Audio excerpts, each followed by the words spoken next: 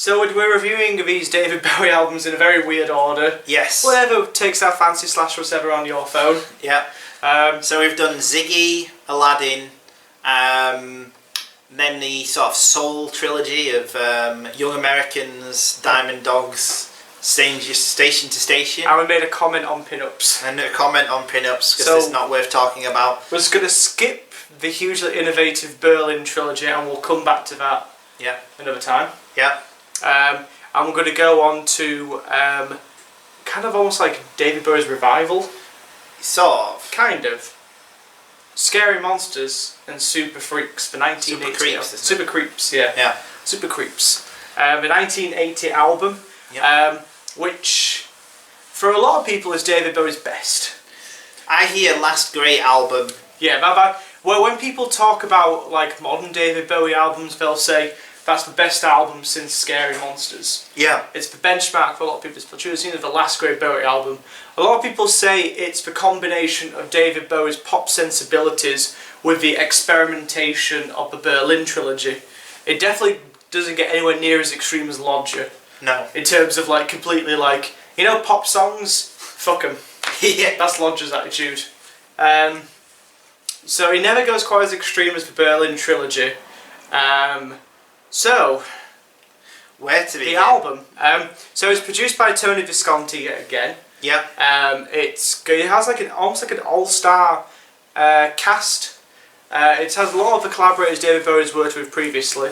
Carlos Almadez, whatever his name is. He returns as playing guitar.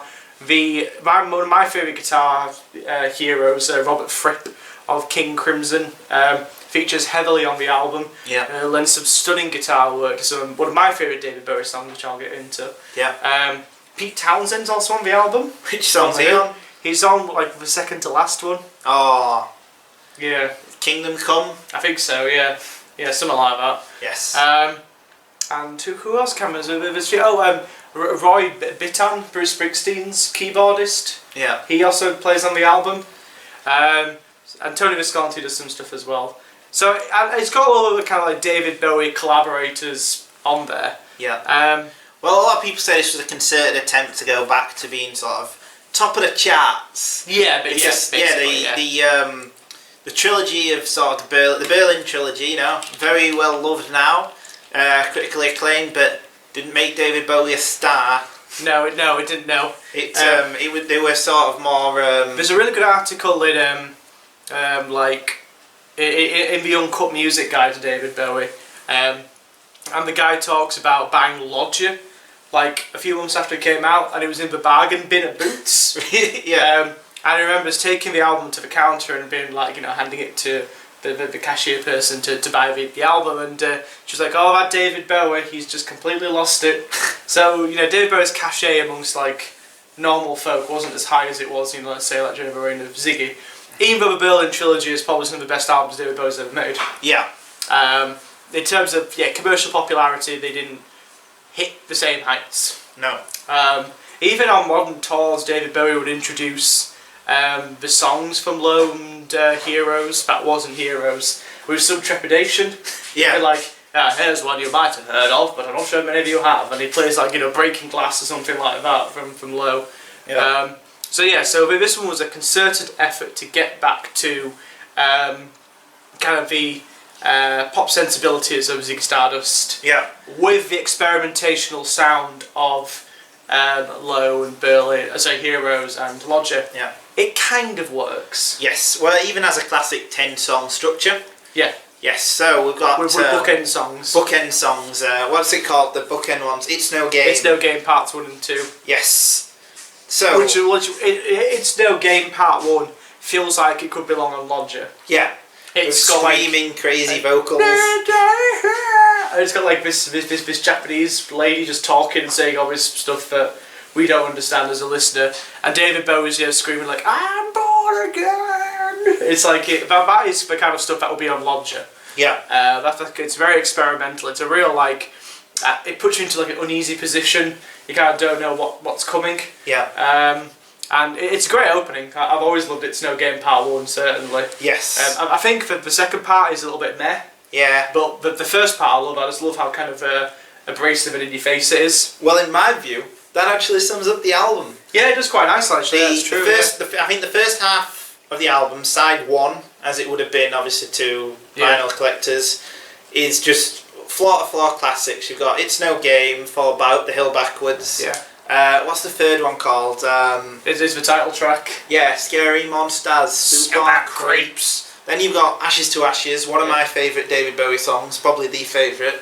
And then Fashion. You don't get any better than those five. And then, you know, it's got the sixth song, Teenage Wildlife. Teenage Wildlife. Which I adore. That's one of my favourite David Bowie songs. Yeah. And then, after that, I don't know, but the last four songs are a bit meh for me. Yeah. Even a couple from the first half, I think, are like, they're good. Yeah. But they're not, like... Scary Monsters, its peaks are some of David Bowie's best, but then it's kind of other songs I think are kind of... Yeah. You know... It's the only David Bowie album from the classic era that doesn't include Pin-Ups, which I would say is a little bit overrated. Yeah. A little bit. A little bit. People say, you know, because people see it as being like the culmination of David Bowie's that kind of artistic journey through the 70s. And it's true, it is. It is the culmination of a lot of styles, and David Bowie I don't think ever, certainly not until like his recent renaissance, doesn't really get as, I don't know. Yeah, it's the last time David Bowie seemed relevant. Yeah. Artistically. Like, you know, when he went, I kind of really love Let's Dance, but it's not artistically relevant at all. It's just it's just a good pop album. Yeah. And that's literally all it is. I think another big part of this is the fact of how big the two singles were. Yeah. Ashes to Ashes and Fashion were huge hits. They also revolutionised the music video format. Yeah, definitely. Have you seen the awesome video for I've seen the Ashes to Ashes one, yeah, that's great. But what I love is one for Lodger, where it's Boys Keep Swimming and it's swinging, it's David Bowie like in drag. I've not seen that one. Oh, is it weird? It's weird. Yeah. But yeah, so I guess we'll start off with a big single. We won't go track by track, but we'll start off with a big single, Ashes to Ashes. Amazing. Which is the sequel to the song Space Oddity, the song that got David Bowie started. Yeah. And it's kind of all about how Major Tom from the song was actually a junkie. Yeah. And he's a washed up loser. Yeah. Which is great. That's a great idea. It is. So I mean, a lot of people can obviously see Space Oddity. You know, it could be about a guy travelling to space. You thought it was a guy just getting high. Yeah. Looking back at it now, it's probably just about a guy just getting high. Yeah. What was I going to say? Yeah, so it's a sequel song to Space Oddity, and it is a classic. It is such a great song. It's got the great riff, that do do do do do do do.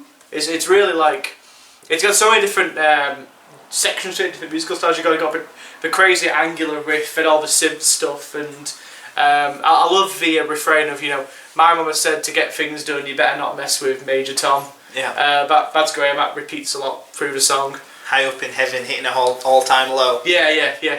High up in heaven's high, hitting an all-time low. Also more confessional songwriting than normal. Yeah. Semi, obviously. It's still a character study, but a lot of people then would have known it was semi about Bowie and his drug-addicted past. It's a lot of people see Scary Monsters as being where the mask slips. Yeah. Well, David Bowie as an artist was all about being the actor.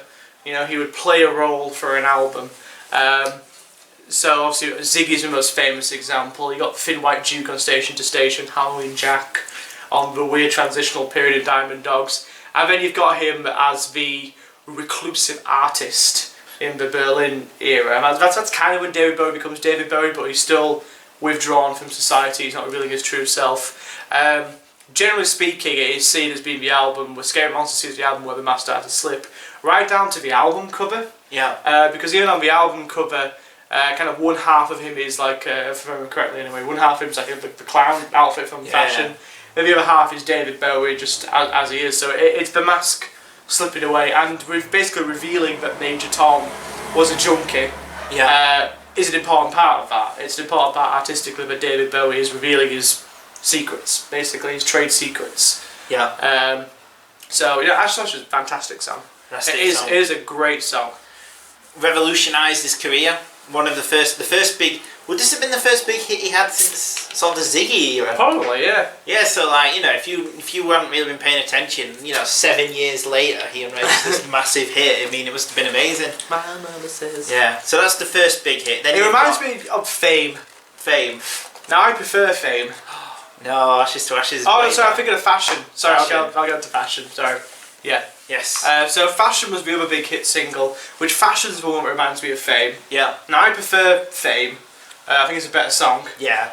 Lyrically, Fashion's better because Fame is, you know, it's pretty. I don't know what it's about, but Fashion I love. It's like a kind of like a classic David Bowie chorus. You know, it's sexually ambiguous.